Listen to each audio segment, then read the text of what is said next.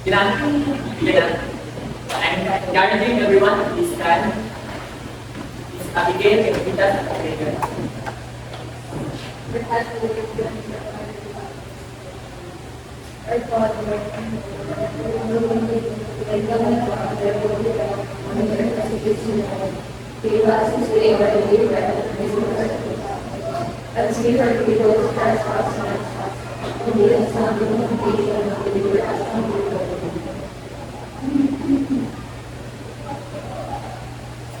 Good morning, grade 7 school.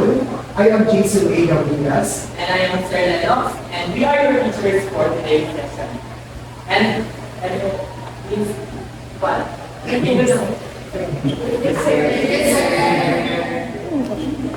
Okay. Here's our class rules. The roles ROAD for respect, openness, attention, and dedication. So respect is treat everyone with kindness and consideration, listen actively, and appreciate appreciative diverse opinion. Openness, encourage sharing ideas and questions without fear of judgment. A. Attention, stay focused during lessons and activities. Participate actively and minimize distractions. And lastly, for dedication to be doing your best in all tasks and support your classmates and contribute positively through group efforts. So before we discuss our session, we have a drill first: the red, green, and yellow. Next. So when the teacher said red, all the students must raise their hand. When the teacher says green, everyone must stand up. And when the teacher says yellow, all students should clap their hands once. And occasionally, the teacher will include a group name along with the color command. So as you can see on your name tags, there are operations, addition, subtraction, multiplication, division. And when I said green addition, so everyone in the addition group will stand. Understand? Eh, wala ko iingon nga kanang addition, multiplication, division. Kamu ka na ng buwan. Then, in this case, only the mentioned group should perform the action while other groups remain still. If a student makes a mistake such as performing the wrong action or responding when their group was not told, you must answer a question from me. Okay na, Andrew? Yes, sir! Red, green, yellow. Red.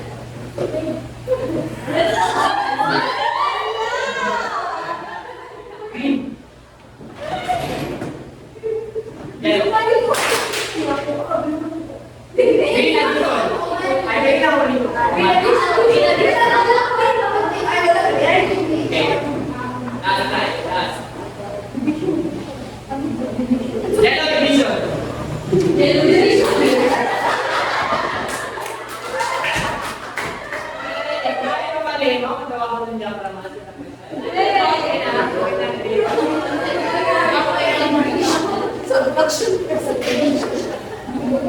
But before that, we have to review our lesson from our past discussion on what you have learned. So, my first question is, what are the 4 basic mathematical operations?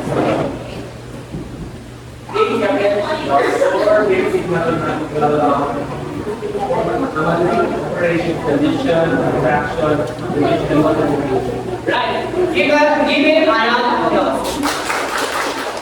For my last question, what is the difference between variable and constant? A variable is a letter or symbol that represents an unknown value, example, x, y, and then constant is a fixed number with a known value. Okay, very good. And give her a round of applause.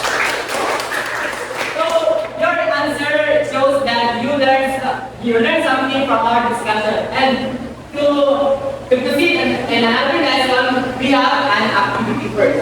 And it will be facilitated by Mr. Jason. Before we start our activity, before we start our proper discussion, now let's have an activity first. The activity labeled the translate me. So the instruction of this activity is Everybody reads. In this activity, you will translate common signs and symbols into verbal phrases. These symbols represent actions or restrictions that are often seen in public places. Your task is to correctly express what each symbol means in words. Kindly raise your right hand if you want to answer, or if there is none, then I will call your names. So ready to go? Yes, sir! So first, what is this sign? Raise your. So Alexandra, what is this sign? I think, sir, it's a no entry sign. Thank you for that. Let's check if her answer is correct.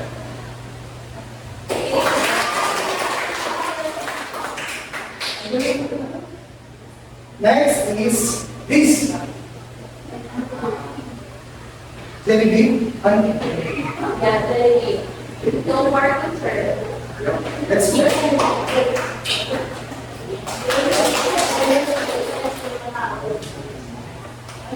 Next sign is this. JB, let's check it. Rika for JB. Next sign.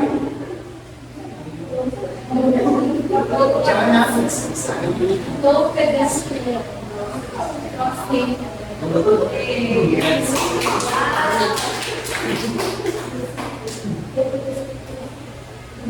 Next is this.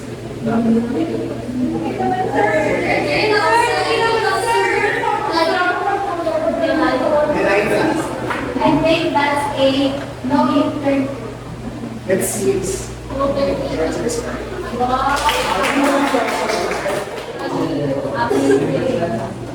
Next is this one. Glycerine grace. I can hear you. Zero. Let's check.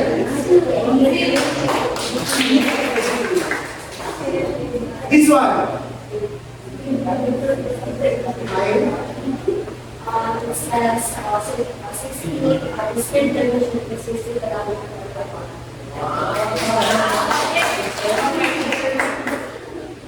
This one.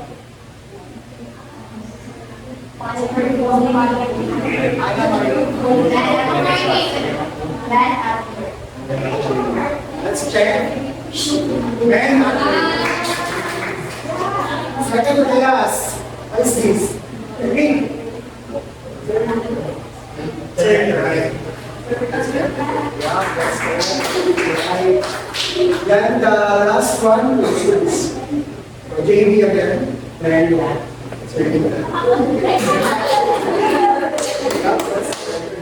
so now we're done with our activity. Now let's proceed to the guide question.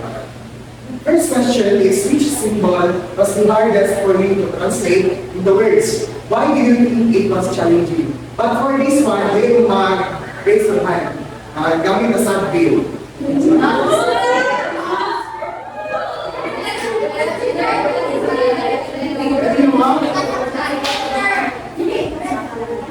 Red.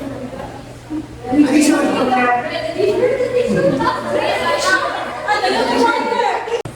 Sa question. So the question is, which symbol was the hardest for you to translate into words? Why do you think it was challenging?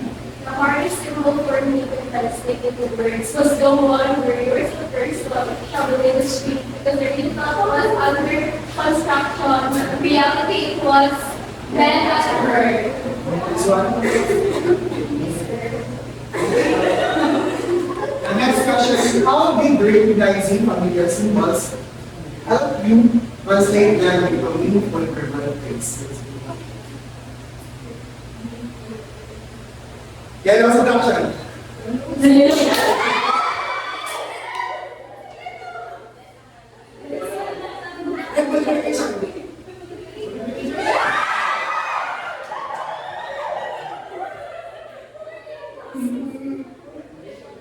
And addition.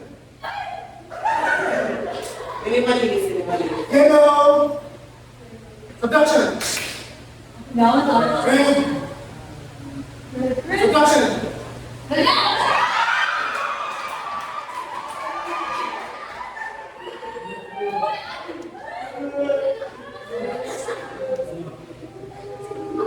How they represent the schools, how they state that they will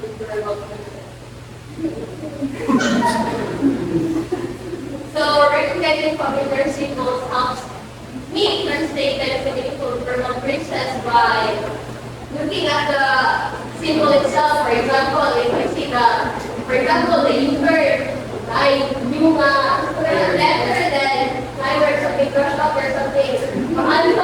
So it means, so when we see the sign like this, it means vowel, so no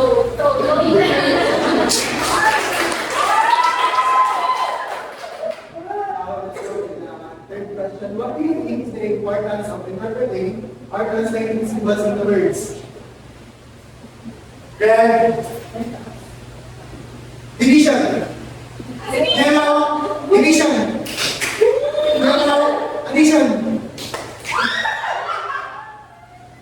Red. Multiplication.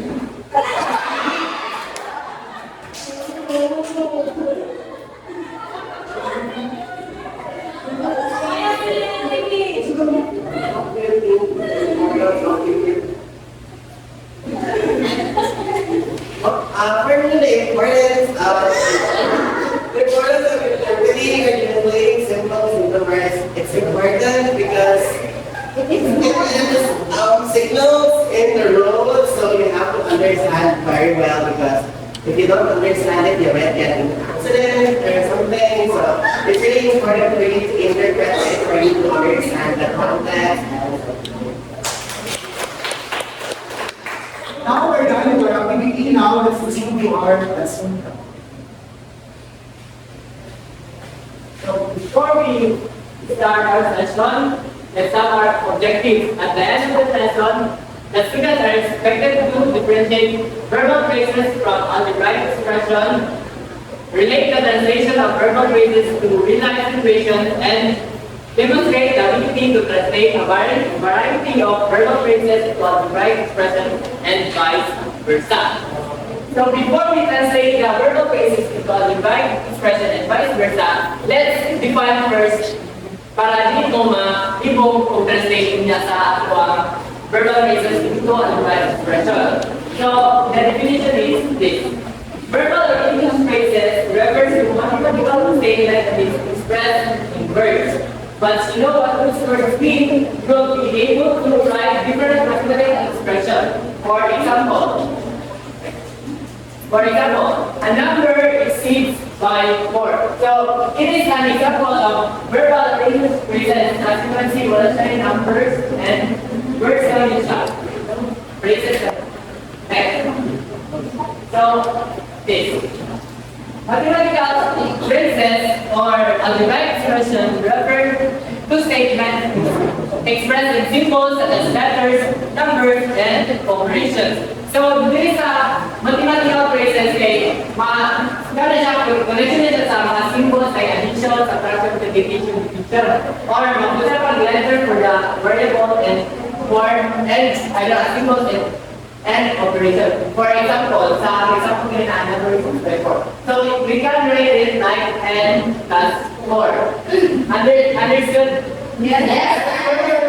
Kasi nakita kung sa kanaya sa verbal phrases of algebraic expression. Yes. Okay. Then addition. Liza.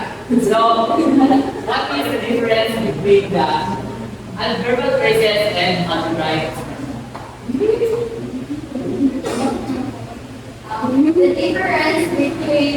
The difference between verbal phrases and algebraic expressions is that English phrases uses words without numbers, while algebraic expressions it refers to statement expressed in symbols. Very good. Give Miss Alina in class. So next, symbols. Symbols are used to represent an idea or relationship, and we use symbols for better clarity. For our example, a number exceeds by 4, the mathematical operation is represented by the word exceeds, and it can be written as the plus sign.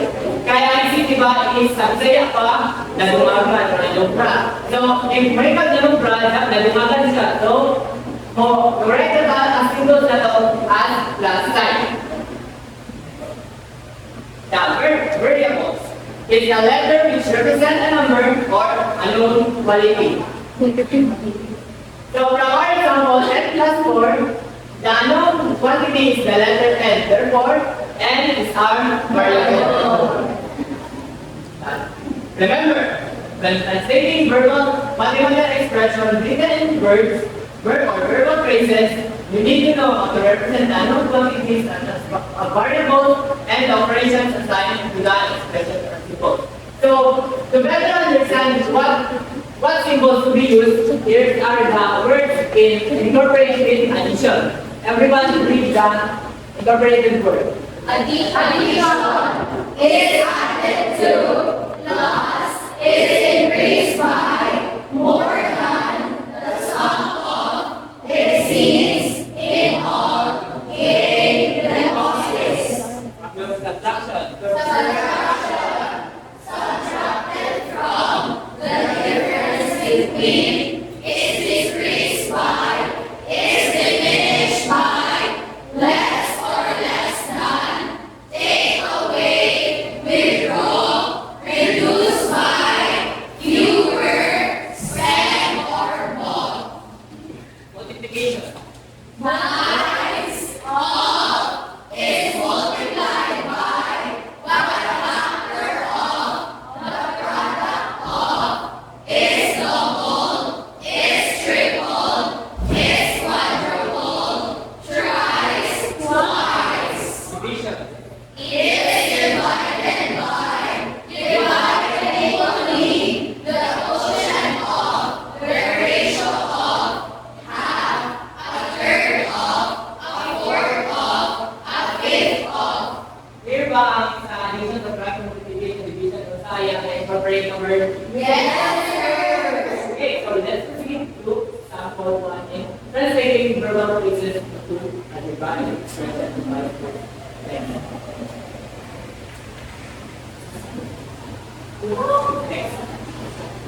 Next.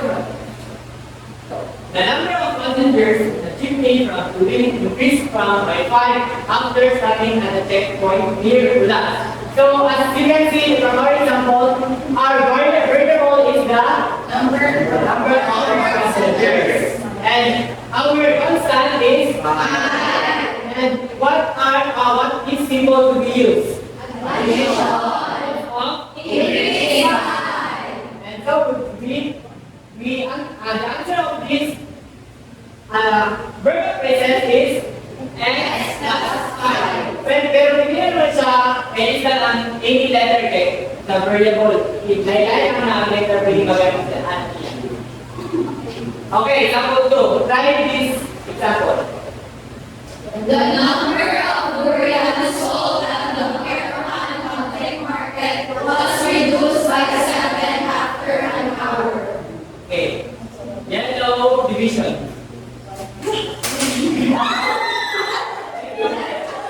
What do you think is answer from example number 2? I think it would be x minus 7.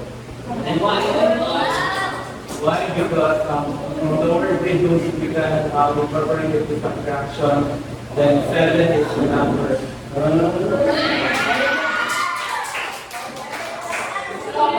Example 2, the answer would be x minus 7. Next. Everyone read. The total cost of tomatoes bought at the Fairmont Market was divided equally among 4 friends. Green addition. What do you think is the answer for example A? I think the answer of that example is x divided 4. What is our variable? Our variable is the total cost of the melon. Our constant. Our constant is 4. And what is the operation to be used? Multiplication. Okay. Our answer is correct. Example is x divided by 4. So this is having 3 class. So for our last example, everyone read.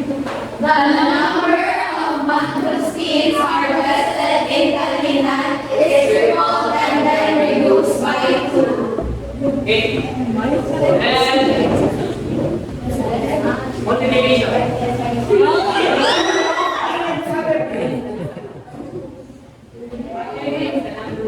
Answer for that example number 2.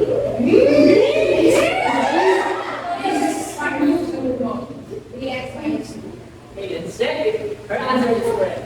Okay, x minus 2. So the number of mangosteens harvested in Kalinan is our variable. So we write it as x. And it is triple, so we write it as 3x. And then it is reduced. So we use the subtraction sign and our constant is 2, so we write it in 2. So our answer would be 3x minus 2. So for translating algebraic expression into verbal phrases, Sir Jason would explain that to you. So, in translating algebraic expression into verbal phrases, is kabaliktaran ng atong buhatan. Kanina, ang mga answer na pagkagaling na is words, numbers. But here sa second part is translate natin ito sila mga phrases into number 2 phrases na. So, first example is next. Translate A plus B to verbal phrase.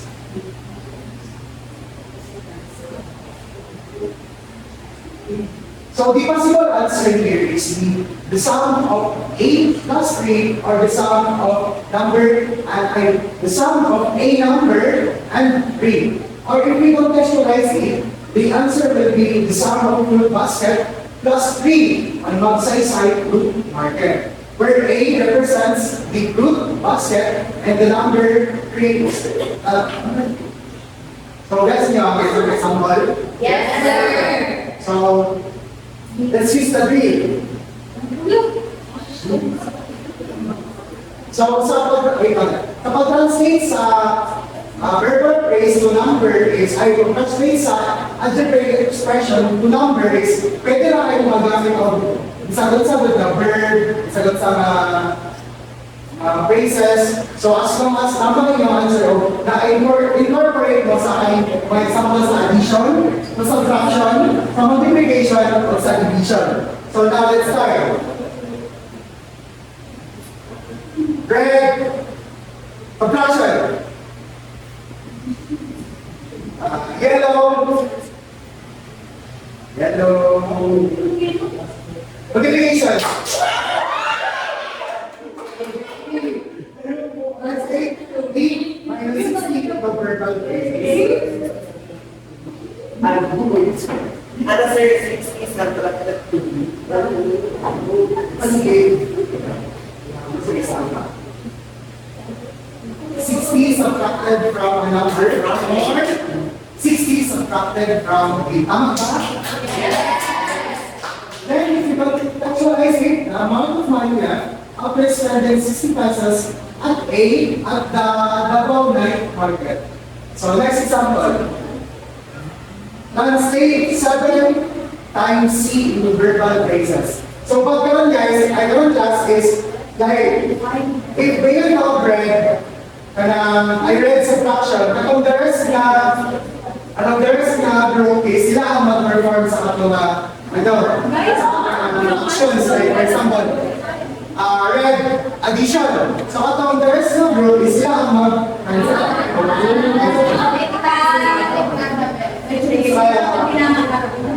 Pakistan. Yellow subtraction.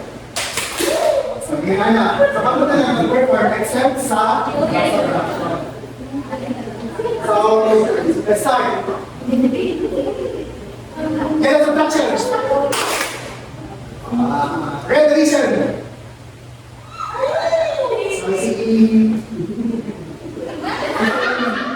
So, hindi ko kasi 5 times over 1 base.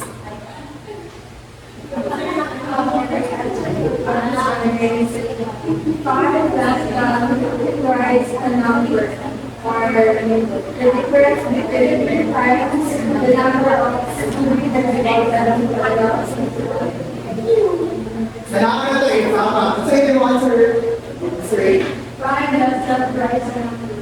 5 does not rise the number. So let's check. So the answer, okay, the product of 5 and a number. So yung answer is 5 does not rise, diba? So mali yung answer. The correct answer will be the product of 5, okay? Kaya ang given natin, 5 times C, or the product of C. So next example, translate 3x minus 5 into verbal phrase. Yellow, division. Red, subtraction. Again, can you translate the 3x minus 5 into verbal phrase? The difference between 8 times the number of like 5 less than thrice a number. Let's see if correct by the answer. 5 is that price a number, or the difference between price and number. Between price times the number of souvenirs bought at the Pagariawan Festival and so tama yung answer.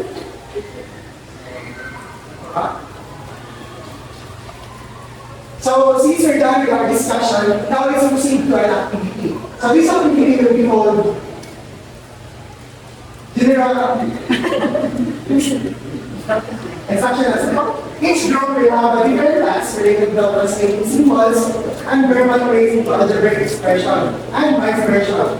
We have 5 minutes to finish your activity. After completing your task, you will pick 2 representatives to present your topic. Each group will be given 2 minutes to present your work. So, tagalan mo guys, papel, pagdagan siya i-answer yung mga answer. And nasa likod ang instruction, sa each instruction, silang dibuatan lang. So, naabot tayo mga criteria dito. Ilang criteria, understanding mathematical concept, para 4 points for 2 understanding with accurate solution, 3 points for good understanding with binary errors, 2 points for partial understanding with significant errors, 1 point for struggle with concept with many errors and incompleteness, and for the clarity of analysis, 4 points for providing clear and detailed explanation of the chosen operation, 3 points for the provide clear and detailed explanation, 2 points for the explanations are unclear, 1 point for the little to no explanation. For the presentation quality, clear, organized, and with the time limit. 3 points for the most clear with minor issues. 2 points for some disorganization or slightly over time. 1 point for the unclear. You can start your activity.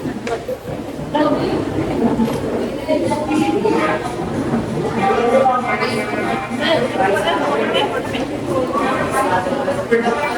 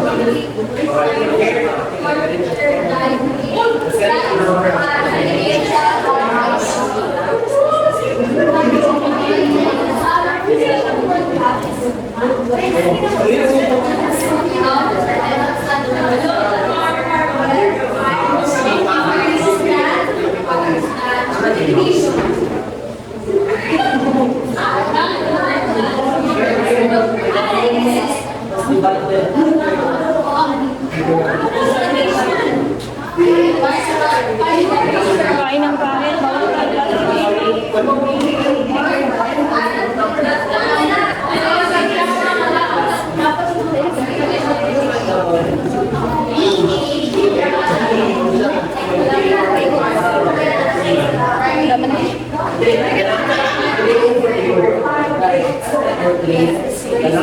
Higala natin.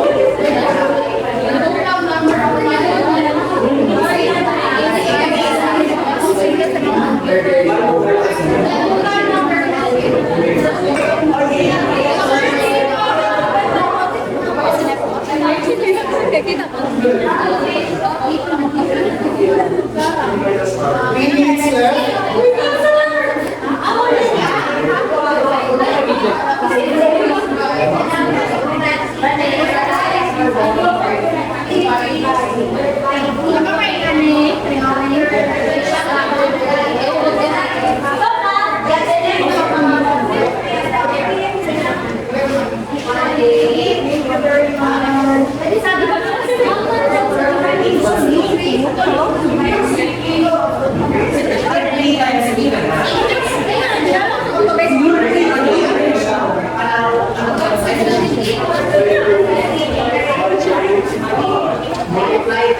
Two minutes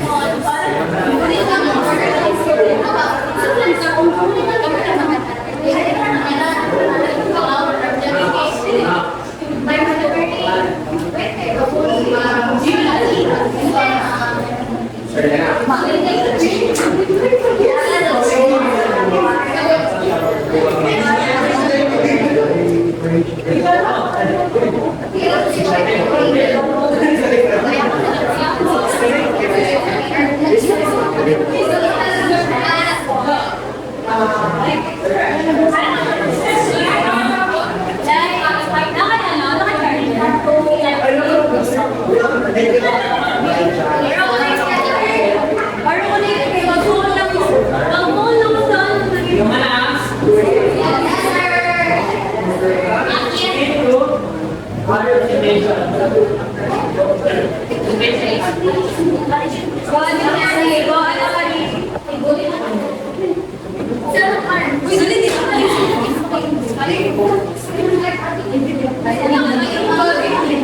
Everybody listen to the presentation of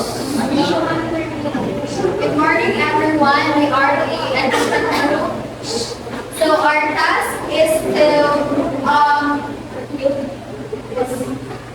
this activity we work together in groups to analyze real-life verbal phrases to determine which mathematical operation, representation, or fraction multiplication or division is needed to represent this equation as an algebraic expression. So in the first example, we use division because of the word split and dividend. So next, we have here the verbal phrases. The total weight of mangosteens is 3 kilograms, more than half the weight of Lanchones. So the operations used for addition and division because we incorporate words more than and half. And the third one is we multiplication is because of the word that. So in the fourth verbal phrases, we have a phrase, we have the distance from Davao City to Mount Apo is 3 times shorter than the distance from Davao City to Manila. So we have used the operations, multiplication, and subtraction because of the words times and shorter than. And lastly, we have subtraction and multiplication. We have the word fewer and divides. And that's all. Let's read the guys of function.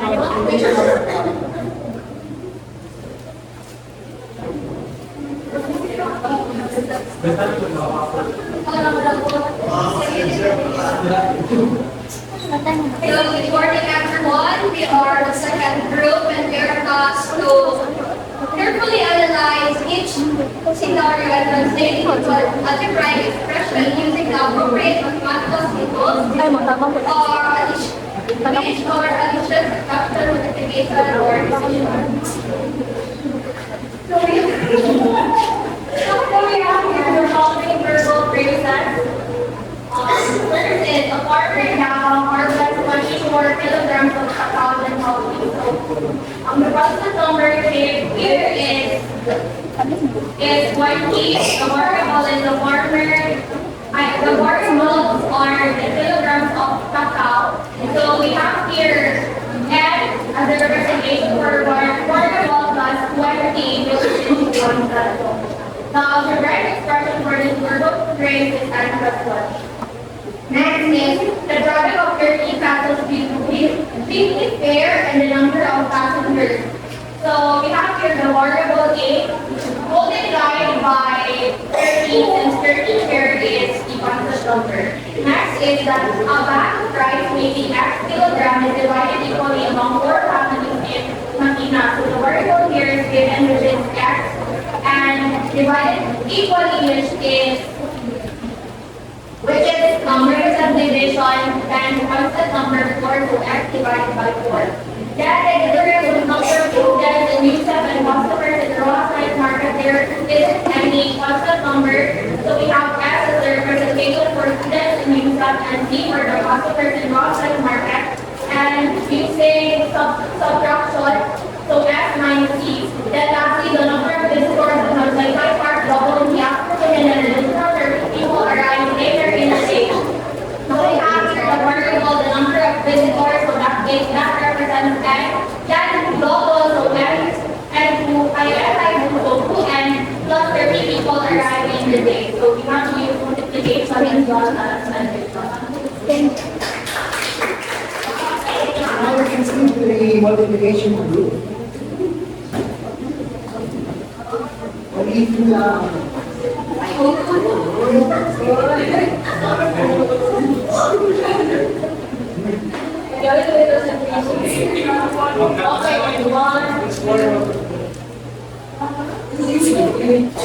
Good morning, everyone. So we are the third group. So for our task, we are going to create algebraic expressions of verbal phrases. Okay, so these are the verbal phrase, transform verbal phrases from algebraic expression. So first, 3x plus 4. So we made it into like translated into this situation. Alex earned her monthly shopping points equivalent to 4 added to thrice a number. Next, 50 plus n into the total number of passengers from Davao has increased by 50 after their layover at Singapore. Next, 13 plus 3 multiplied to 15. The shall earn 30 pesos plus 3 times the number of allowance of JD and Jan.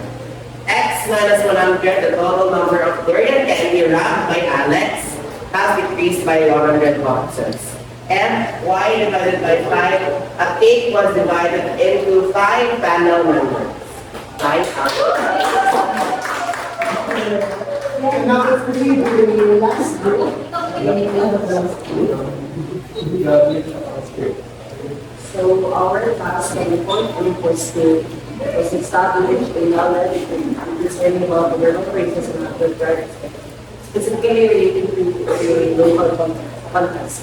So our example for verbal phrases is that the durian was increased by 5 after the part. So it was formed into a direct expression, x plus 5. So for the second example, the 1,000 Nagawenos was divided equally after the addition. So for the algebraic expression is 1,000 divided by x. For the third, the number of passengers increased by 2 when reaching Dubai. For algebraic expression is x minus 2. For the fourth, 50 supporters of Duterte were doubled after the rally. So for the algebraic expression was 50x. Last, 50 drug addicts were taken away after the birth of suicide. So for the algebraic expression is x minus 50.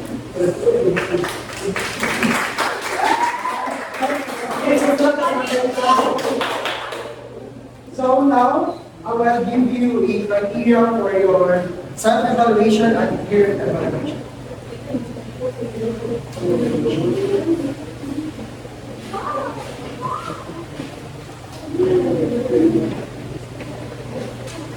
Since our presentation are all done, now let's explore each group.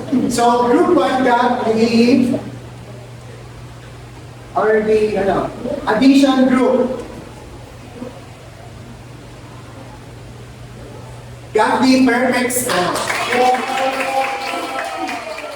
So the subtraction,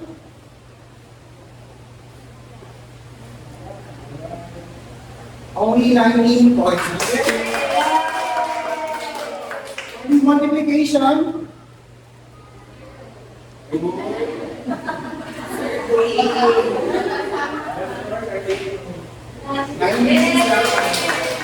and lastly for the division,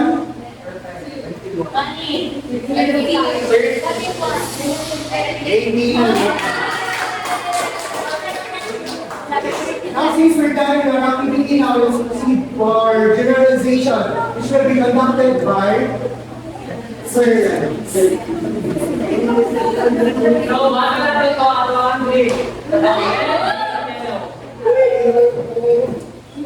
So, our next question, what is the most important idea or concept to learn today about translating verbal phrases into algebraic expression, and how can you apply it in real life situation? Red, multiplication.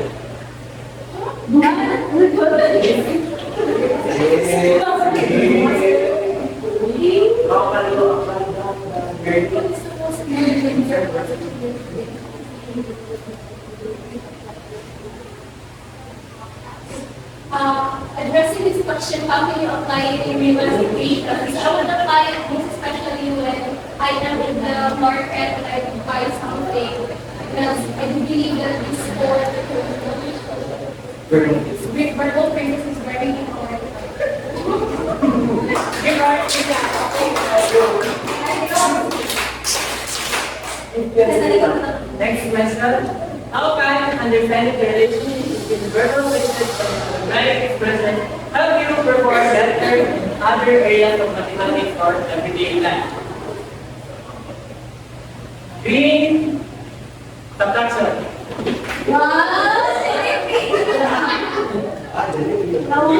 Green division.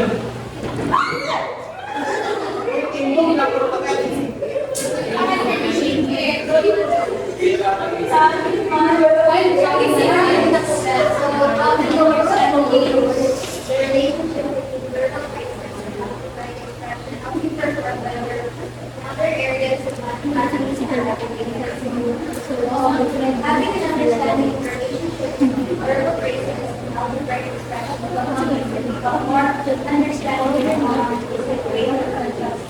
Buying products in whatever the price is multiplied or subtracted from orders increase in, for instance, prices or the there. So by this manner, we'll be more keen on how we interact with especially purchasing products. Next question. Why is it important to accurately translate verbal phrases into mathematical expressions and vice versa in solving mathematical problems?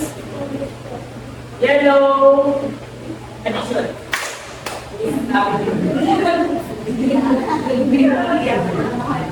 Understand that the problem is properly understood and solved. Misinterpretations can lead to incorrect solutions, especially in situations requiring precise calculations, such as financial planning or engineering tasks. Very good, Peter. 5 plus. Question 4. What is easier to do? Translating verbal phrases into algebraic expression or translating algebraic expression into verbal phrases, and why? Yellow multiplication.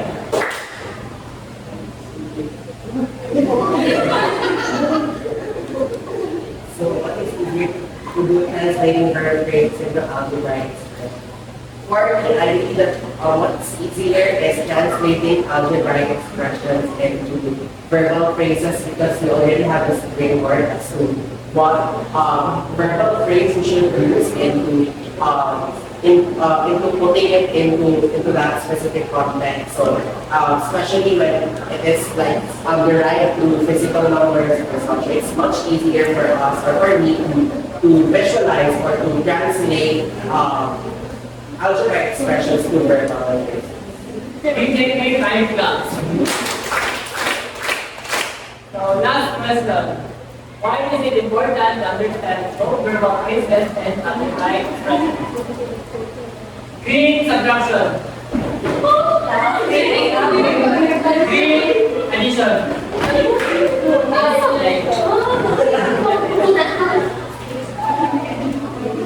Okay, so the question is, why is it important to understand both verbal phrases and algebraic expressions? It is important to understand both verbal phrases and algebraic expressions because it is essential for thinking real-world problems with mathematical solutions. So, the verbal phrases describe situations in words, while algebraic expressions provide a concise and systematic way to solve. Give her my class. So your answer shows that you learned something from our discussion, and to evaluate your learnings, we have a quiz.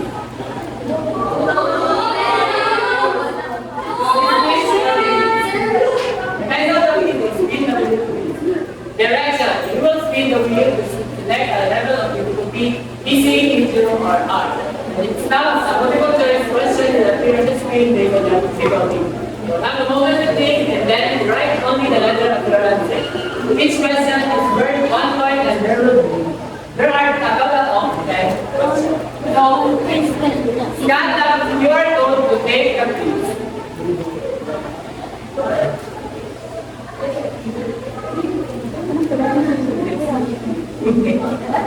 So we have a over.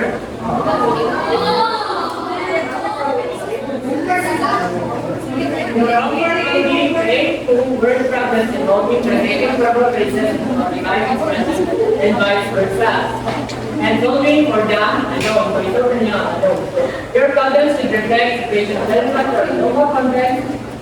Problem 1, use a situation from the purchase from local goods like durian or non-food from the offer.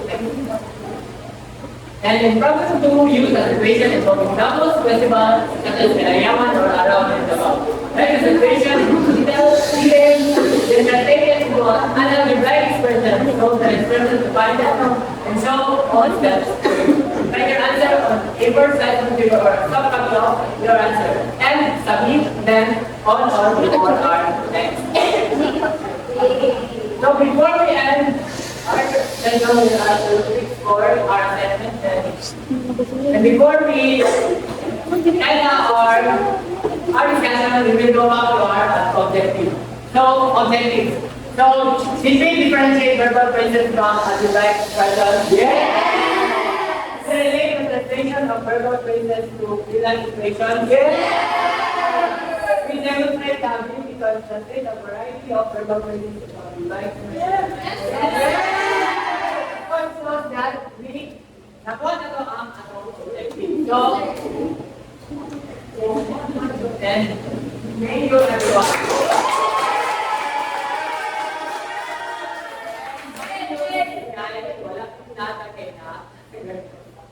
Okay lang, sir. Sir, Sir, pwede ko na ito.